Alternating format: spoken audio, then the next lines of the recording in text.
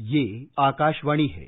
कार्यक्रम सुर्खियों में प्रस्तुत है कोरोना वायरस संक्रमण पर स्वास्थ्य विशेषज्ञ डॉक्टर नीरज गुप्ता से आकाशवाणी संवाददाता सिद्धार्थ सिंह की बातचीत। डॉक्टर नीरज, अगर कोरोना की वर्तमान स्थिति को हम देखें तो कोरोना से स्वस्थ होने के मामले में यानी रिकवरी में हमारा देश विश्व के मुकाबले शीर्ष पर पहुंच गया है और उसने अमेरिका को पीछे छोड़ दिया है। अब ऐसा पहली बार हो रहा है जब ठीक होने वाले मरीजों की संख्या संक्रमित लोगों की संख्या से ज्यादा है। पिछले 24 घंटे में 94,000 से अधिक रोगी स्वस्थ हुए हैं और अब ठीक होने वालों की संख्या 43 लाख के आंकड़ों को पार कर गई है। आप इस स्थिति को कैसे देखते हैं? कोरोना की बीमारी है वो कोई ऐसी भयंकर बीमारी नहीं है। इसमें से लगभग 80% जो व्यक्ति हैं वो आप एक्सपेक्टेड यानी कि वो उनको आशा है कि वो ठीक हो जाएंगे और केवल 15% व्यक्ति ऐसे होते हैं जिनको की शायद आवश्यकता पड़ती है ऑक्सीजन की या हॉस्पिटल में भर्ती होने की और 5% व्यक्ति ही होते हैं जो आईसीयू में भर्ती होते हैं या जिनकी हालत सीरियस होती है। इन्हीं लोगों में से कुछ लोगों की मृत्यु भी होती है। तो अगर देखा जाए अगर हम लोग 50-52 लाख अगर हमारे पेशेंट्स हो गए हैं तो उसके 80% यानी कि 45-40 लाख को हमें एक्सपेक्टेड है ही कि हम लोग रिकवर करेंगे। ये एक बहुत बड़ा कॉन्फिडेंस बूस्टर है। एक सब लोगों को ये विश्वास दिलाता है कि ये बीमारी ऐसी बीमारी नहीं है जिससे आप जो है रिकवर नहीं कर सकते। मेरे भी ऐसे बहुत से जानने वाले व्यक्ति हैं जो बड़ी उम्र के भी हैं, कुछ जवान भी हैं, कुछ बच्चे भी हैं जो इस बीमारी से पूरी तरह से मुक्त हो चुके हैं। तो कहने का मतलब यह है कि ये जो रिकवरी है ये एक हम लोगों को आशा देती है, भरोसा देती है, ये विश्वास दिलाती है कि ये बीमारी इतनी ज्यादा घातक नहीं है और रिकवरी होगी। किंतु ये हम लोगों के लिए सोचने का विषय नहीं बन जाना चाहिए कि ये सब चलता है या अब देखा जाएगा बीमारी हो जाए। नहीं, अभी भी हमको प्रिकॉशन लेने की आवश्यकता है क्योंकि हम में से कुछ ऐसे व्यक्ति हो सकते हैं जो इस बीमारी से शायद रिकवर न कर पाए। अभी तक हमारी जो साइंस और ज्ञान है वो हमको ये नहीं बता पाया है कि ऐसा कौन व्यक्ति है जो इससे एकदम पूर्ण रूप से मुक्त हो जाएगा या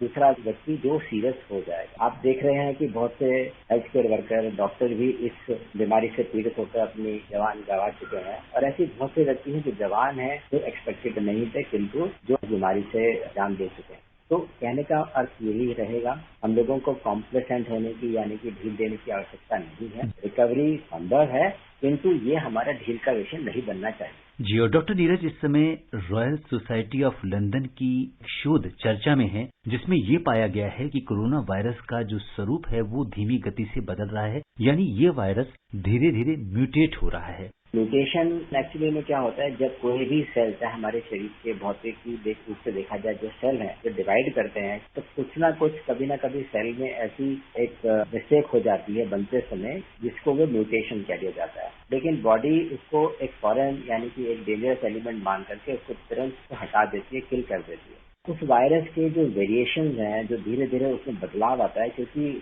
आप देखिए ना billions and billions of combination virus के बन चुके हैं, इतने ही करोड़ों व्यक्ति इसमें अब तक इन्वॉल्व हो गए। तो जो वायरस है उसमें धीरे धीरे चेंज आना एक्सपेक्टेड ही था। शुरू में देखा था कि कहते थे कि जो वुहान से वायरस निकला है, जो इटली का जो वायरस इसमें था वो ज्यादा घातक था एज कम्पेयर टू यूरोप का वायरस। अमेरिका में और इंडिया में भी वायरस डिफरेंट किस्म के माने जा रहे थे। अमेरिका का जो वायरस है वो और इंडिया का वायरस में फर्क हो सकता है। हमारे यहाँ भी जो वायरस है जो हमने देखा है उसमें 4 शायद मुख्य वायरसेस हैं, बाकी तो 23-24 से ऊपर जो है म्यूटेशन वायरस हमें मिल चुके हैं। अगर वायरस घातक नहीं है या ये वायरस माइल्ड वैरायटी इसको बोल रहे हैं तो क्या ये वायरस माइल्ड है या इसका प्रभाव धीरे धीरे बदल गया है क्योंकि बहुत सारे व्यक्ति इससे रिकवर कर चुके हैं। जो व्यक्ति रिकवर कर रहे हैं वो एक हर्ड इम्यूनिटी की तरह काम करते हैं, यानी कि जो वायरस उनके संपर्क में आता है तो उसको वो या तो किल करते हैं या इनएक्टिवेट कर देते हैं। तो ऐसे कुछ वायरस जो पार्शली इनएक्टिवेट होते हैं यानी कि पूरी तरह से नहीं मरते हैं, हो सकता है कि वही वायरस जो है जिसको माइल्ड वैरायटी बोला जा रहा है। ऐसे हम भी देख रहे हैं कि आजकल वैरायटी थोड़ी सी माइल्डर साइड में लगती है, इतने पेशेंट सडनली सीरियस नहीं आते हैं और ये तो जो NIV पुणे है वही इस पे जेनेटिक स्टडी करके बता पाएगा कि कौन सी अभी वायरस म्यूटेशन वायरस चल रही है। आज जो हम वैक्सीन बना रहे हैं वो पर्टिकुलर स्ट्रेन के अगेंस्ट बना रहे हैं, अगर वो स्ट्रेन म्यूटेट हो जाता है वैक्सीन जो है नाकाम हो जाती है। और डॉक्टर नीरज, जैसा हम देखें कि जो मेन ऑर्गन इस पे प्रभाव डालता है कोरोना वो रेस्पिरेटरी ऑर्गन्स हैं, तो जो आपके पास पेशेंट्स आते हैं क्या लक्षण लेकर आते हैं?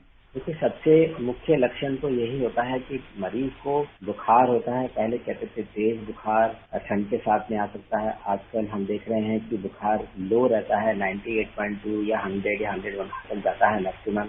का लक्षण है इसमें सूखी खांसी होती है, किसी को छींके, जुकाम या अपर रेस्पिरेटरी जिसे बोलते हैं ना, इन्फ्लुएंजा लाइक सिम्टम, ILI, इस प्रकार की बीमारी हो सकती है। तीसरा इसमें है कि पेशेंट को जैसे और भी लीजन आ सकते हैं, जैसे स्किन में भी आ सकता है, डायरिया हो सकता है, बट यूजुअली पेशेंट को थकान बहुत ज्यादा होती है और उसकी सूंघने की क्षमता हो सकता है बदल जाए। ये तो मेन लक्षण है, किंतु जो सबसे जो मुख्य जिस पे हमें नजर रखनी होती है वो होती है ऑक्सीजन। इसमें ऑक्सीजन जैसे जैसे फेफड़े के अंदर इंजरी बढ़ती है, सूजन बढ़ती है, उसकी खून की कोशिकाएं या फिर उसकी जो सांस की जो जहाँ से गैस एक्सचेंज होती है वो कणिकाएं या वो जो झिल्लियां हैं, जब वो इन्वॉल्व होना शुरू हो जाती है तो ऑक्सीजन धीरे धीरे ड्रॉप करती है। जब ऑक्सीजन ड्रॉप करती है तो वो सिचुएशन हमारे लिए सीरियस होती है।